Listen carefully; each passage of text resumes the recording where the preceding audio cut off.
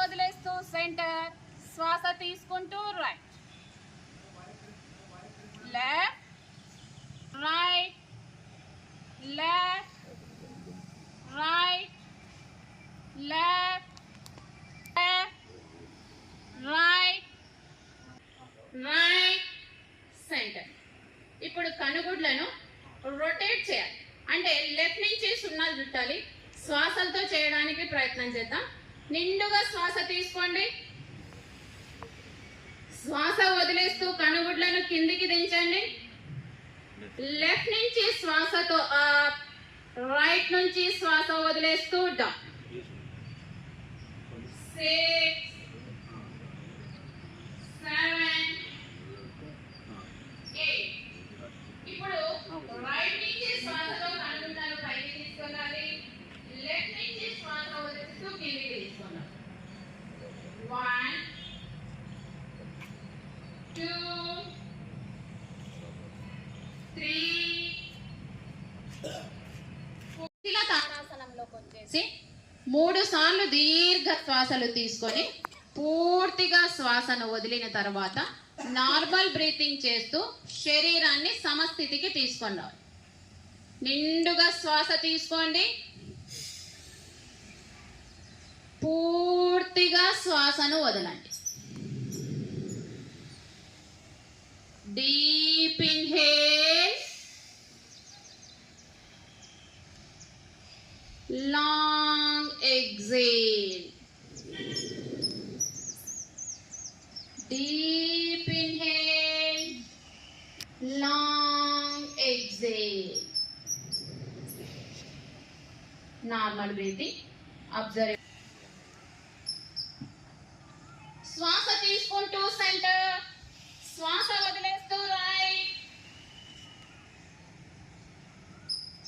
శ్వాసతో centre, శ్వాస వదిలేస్తూ left, శ్వాసతో సెంటర్, శ్వాస వదిలేస్తూ లెఫ్ట్, శ్వాసతో centre, left, right, left, right, right, left, right, left, right, center. చేతుల్ని డౌన్ చేయండి. ఇబ్బంది లేని వాళ్ళు పాదాలని జత చేసే అష్టాంగ యోగ విధానాన్ని మనకందరికీ అందజేశారు. అసలు యోగా అనే పదమే మనం గమనిస్తే అది యుజ్ అనే సంస్కృత పదం నుంచి వచ్చింది. అంటే కలయిక. దేని కలయిక? మన భౌతిక శరీరము మన ఆత్మతో కలిసి ఉండటం, అలాగే మన ఆత్మ పరమాత్మతో కలిసి ఉండటాన్ని కలయిక అంటాం. కానీ దురదృష్టవశాత్తు మనందరము యోగా అంటే కేవలము ఆసనాలు ప్రాణాయామం అనే ఆలోచనలోనే మనందరము ఉండిపోయాము. కానీ పతంజలి మహర్షి ఈ 8 అంగాల యమ మనకందరికీ తెలిసే ఉంటుంది. ఇది యమ, నియమ, ఆసన, ప్రాణాయామ, ప్రత్యాహార, ధారణ, ధ్యాన, సమాధి. వీటినన్నింటినీ మనం ఒకసారి గమనిస్తే యమ మనకి ఏం చెప్తుందంటే మనిషిగా మనలో ఉండవలసిన ఆ నెగిటివ్ ట్రైట్స్ అన్నింటినీ కూడా యమ అంటే మరణం. ఎలాగైతే మరణం నిర్మూలిస్తుందో అలాగా మనము మనలో నెగిటివ్ ట్రైట్స్ అన్ని కూడా నిర్మూలించుకుంటే మనలో అన్ని పాజిటివ్ క్వాలిటీస్ని మనం పెంపొందించుకోవడం. మనం యూజువల్గా చూస్తే మన అన్ని 5 సెన్సెస్ అన్నీ కూడా ఎప్పుడు బాహ్యముఖంగా మనము లోపలికి అంతర్ముఖం చేసుకోవడం అన్నమాట. నెక్స్ట్ ధారణ. మనము ఆయిల్ని పైనుంచి పోస్తే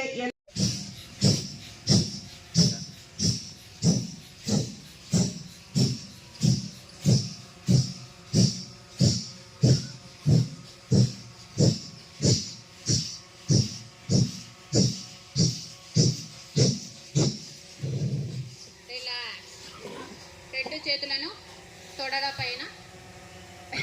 ట్రైనింగ్లో నేర్చుకున్నాం, తర్వాత రెగ్యులర్ కోర్సెస్కి వెళ్ళినప్పుడు కూడా చేస్తున్నాం, కానీ అది అక్కడితో వదిలేస్తున్నాం.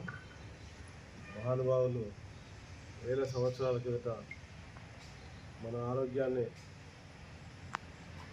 మన సమాజాన్ని, వచ్చే తరాలన్నీ కూడా బాగుండాలనే ఉద్దేశంతో ఇంత చక్కటి ప్రక్రియని అందించడం జరిగింది. కానీ దురదృష్టవశాత్తు ఏంటంటే దీన్ని వదిలేసి ఇప్పటి తరాలన్నీ కూడా సెల్ ఫోన్ల వెనకాల పడి టైం లేదని పరిగెడుతూ ఉంటారు. అన్ని రకాల అనారోగ్యాలకి మనం చేస్తున్న నిత్యం ఒత్తిడి, ఉద్యోగాలు కానీ ఇంకోటి కానీ ఇవన్నీ కారణాలు అవుతున్నాయి. వాటన్నిటి నుంచి మనం బయటపడాలి అంటే వితౌట్ ఎనీ మెడికేషన్ చక్కగా అందరూ మనసు విప్పి ఒక 20 నిమిషాలు ఎవరికి వాళ్ళు ఇంటి దగ్గర ఈ సాధన కనుక చేస్తే కంటిన్యూగా ఎటువంటి హాస్పిటల్ విజిట్ అవసరం లేదు, మెడికేషన్ అవసరం లేదు. BP, sugar, back pain, even అన్ని బాడీలో ఉన్న గ్లాండ్స్ అన్నీ కూడా ఫంక్షనింగ్ అంతా కూడా ప్రాపర్గా ఉంటుంది, ఆరోగ్యం బ్యాలెన్స్డ్గా ఉంటుంది. కానీ ఏంటంటే మనకు ఒక చిన్న నెగ్లిజెన్స్ అనేది ఉంటుంది. చూద్దాంలే, తర్వాత చేద్దాంలే అనే పోస్ట్పోనింగ్, దాంట్లో ఎక్కువ దానికి ప్రయారిటీ ఇస్తాం. సో అవన్నీ దయచేసి పక్కన పెట్టి మనం ఆరోగ్యం మహాభాగ్యం ఉన్నారు. ఆరోగ్యంతో సరిపడే సంపద ఏది లేదు, అవునా? పుట్టుకతో ఏది రాలేదు, ఈ శరీరము ఇవే వచ్చినాయి. వచ్చిన తర్వాత ఎంతన్నా సంపాదించవచ్చు, టన్నుల కొద్ది బంగారం ఉండొచ్చు, మిమ్మల్ని కాల్చే రోజు పక్కన ఏమి రావు, పట్టు వస్త్రాలు రావు, బంగారం రావు, నోట్ల కట్టలు రావు. చనిపోయిన తర్వాత ఇంట్లోనే అరగంట తర్వాత తీసి కింద వేయండి, చాపేయండి, ఒక దుప్పటి వేయండి, బాడీ కింద పడుకోబెట్టండి అంటారు. అందరినీ పిలుస్తారు. టైంని బట్టి హాఫ్ డేలో చేసేవాళ్ళు ఉంటారు, 2-3 గంటల్లో చేసేవాళ్ళు ఉంటారు. ఇంకా అందుబాటులో లేని కొడుకులు, కుటుంబ సభ్యులు ఎక్కడో విదేశాల్లో ఉంటే వాళ్ళు ఎలాగూ రీచ్ కాలేరని పెద్దవాళ్ళు అయితే తప్ప అదర్వైజ్ మిగతా వాళ్ళంతా ఆ కనుచూపు మేరలో కంటికి చూపే లేకుండా అంత్యక్రియలు చేసేసే సందర్భం జరుగుతున్న రోజులు ఇది. వీటన్నింటి నుంచి మనం వాస్తవిక ప్రపంచంలోకి రావాలి. మనం ఏం పోగొట్టుకుంటున్నాం అనేది తెలుసుకోవాలి. అది తెలుసుకోవాలంటే మన శరీరాన్ని, ఆరోగ్యాన్ని మనం కాపాడుకోవాలి. నిత్యం ఇది అందరూ ప్రాక్టీస్ చేయండి. వాళ్ళకి మన యోగా అకాడమీ ఉంది. నా ఉద్దేశం ఏంటంటే దయచేసి వీలు చూసుకొని రోజు ఒక 20 మందిలాగా ఒక టీం ఇది చేయండి.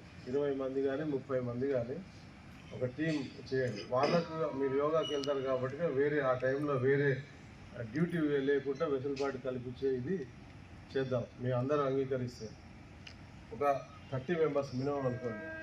అటు ఏఆర్ నుంచి ఒక 30, సివిల్ నుంచి ఒక 30, అట్లా మనం ప్రాక్టీస్ చేసుకుంటే ఒక 60 మంది అవుతాం.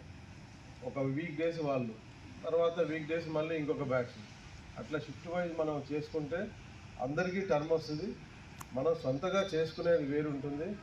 అక్కడికి పోయి శిక్షణ తీసుకొని ఉన్న గురువుల సమక్షంలో చేయటం నేర్చుకొని వచ్చి మనం ఇంటి దగ్గర చేసుకున్న దాంట్లో వ్యత్యాసం ఉంటుంది. కాబట్టిగా అందరూ ఏకీభవిస్తారని అనుకుంటున్నాను. మీరు ఎక్కడ చెప్తే సంతోషం. వాళ్ళ పర్మిషన్ తీసుకొని రేపటి నుంచి మనం మీరు నేర్చుకుంటే మిమ్మల్ని చూసి మీ పిల్లలు, కుటుంబ సభ్యులందరికీ కూడా ఒక అరగంట టైం కేటాయించండి.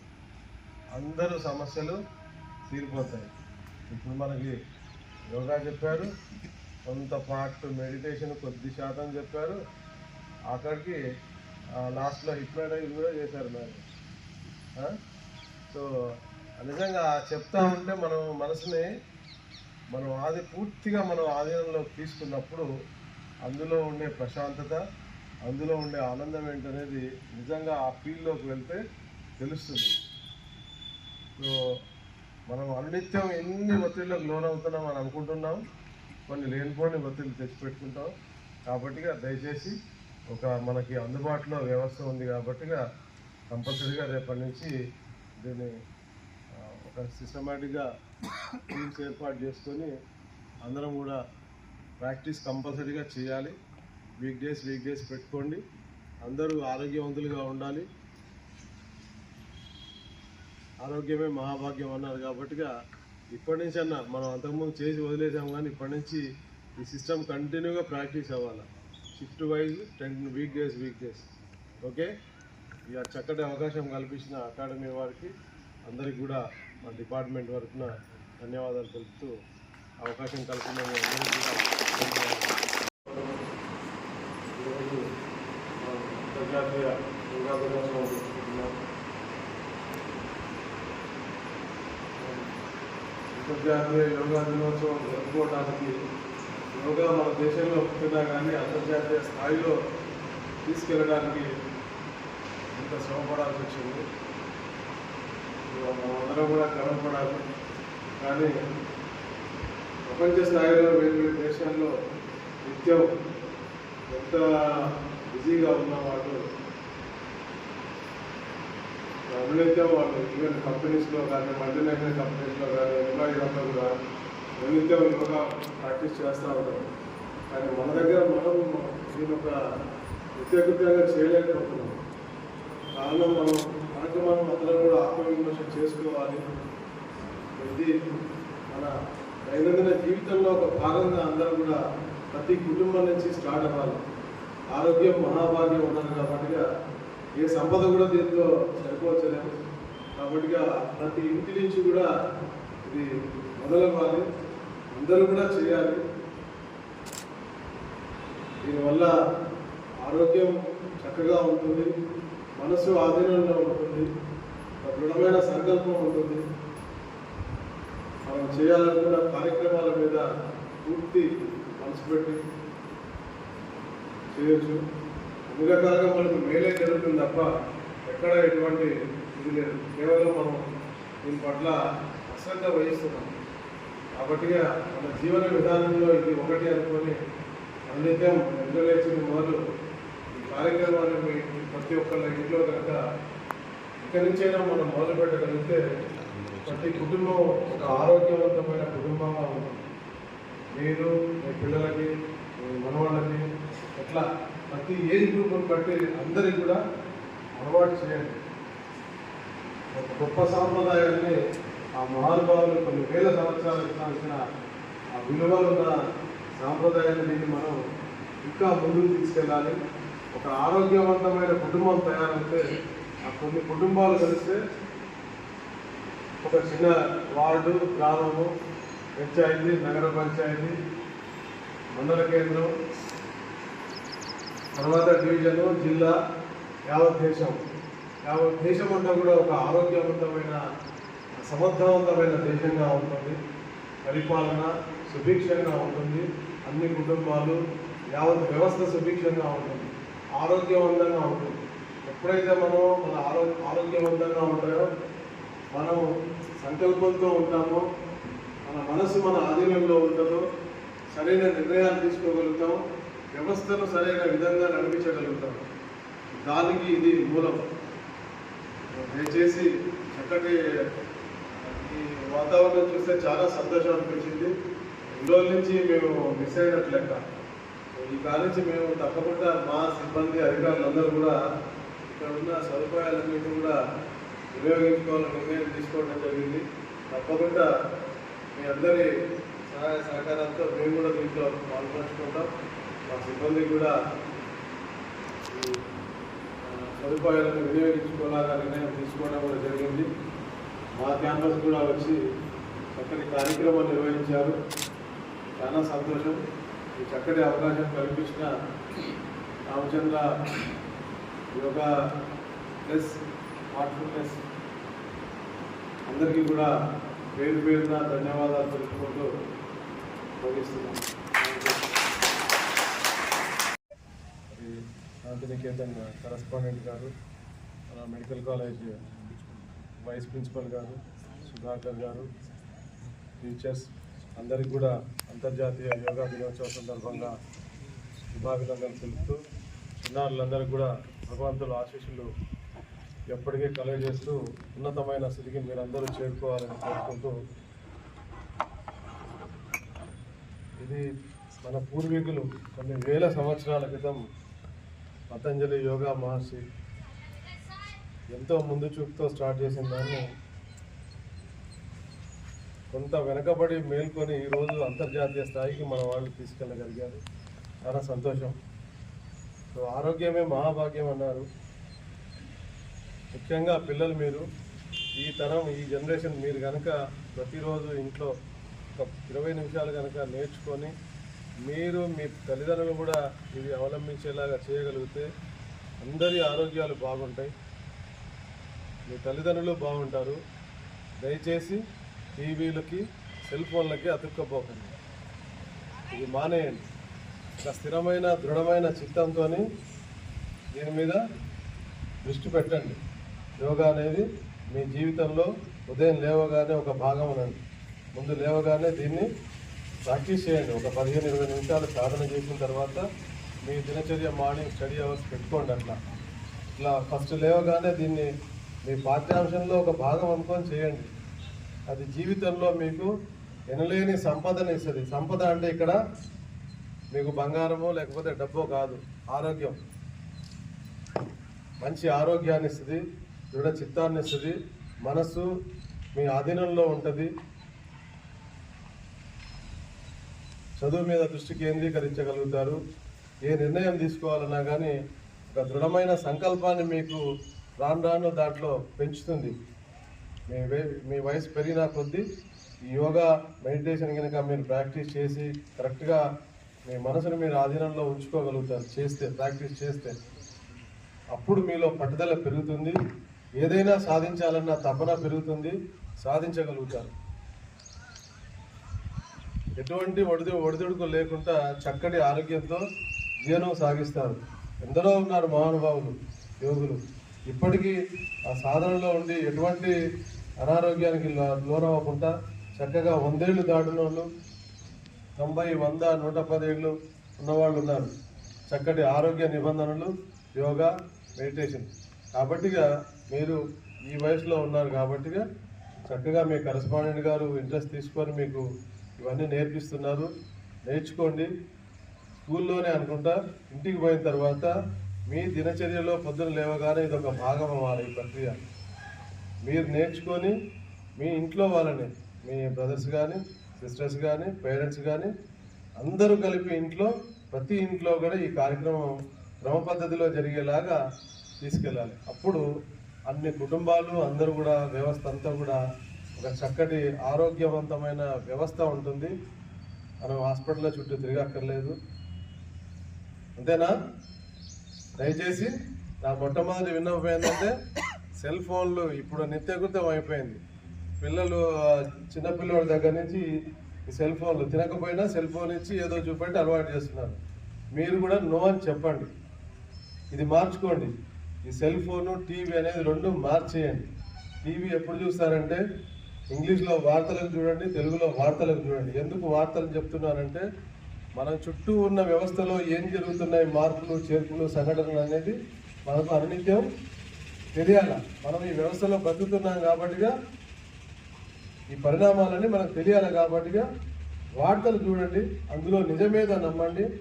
వాట్సాప్లు, తెలియని యూట్యూబ్ ఛానళ్ళు ఇవన్నీ చూడకండి. అవకాశం వచ్చింది కాబట్టి మీకు చెప్తున్నాను. మీరు చూడండి, మీరు కరెక్ట్గా వినండి, ఏది కూడా మీరు నమ్మకండి. వాస్తవం తెలిసినప్పుడు మాత్రమే దానికి స్పందించండి. నిజం తెలుసుకునే, నిర్భయంగా అడిగే హక్కుని మీరు ఇంప్రూవ్ చేసుకోండి. మీకు సందేహం వచ్చినప్పుడు మీ గురువుల్ని నిర్భయంగా అడగాల. ఆ ధైర్యాన్ని పెంపొందించుకోండి. ఆ ధైర్యం పెంపొందినప్పుడు మీరు జీవితంలో ఉన్నతమైన స్థాయికి ఎదుగుతారు. మీరందరూ కూడా అత్యున్నతమైన స్థాయికి మీరు అనుకున్న వాటిల్లో ఎదగాలి, సంతోషకరంగా ఉండాలని కోరుకుంటూ ఈ అవకాశం ఇచ్చిన మీ అందరికీ కూడా ధన్యవాదాలు. ప్రత్యేకంగా పెద్దలందరికీ కూడా ధన్యవాదాలు తెలుపుకుంటూ ముగిస్తున్నాను. Thank you.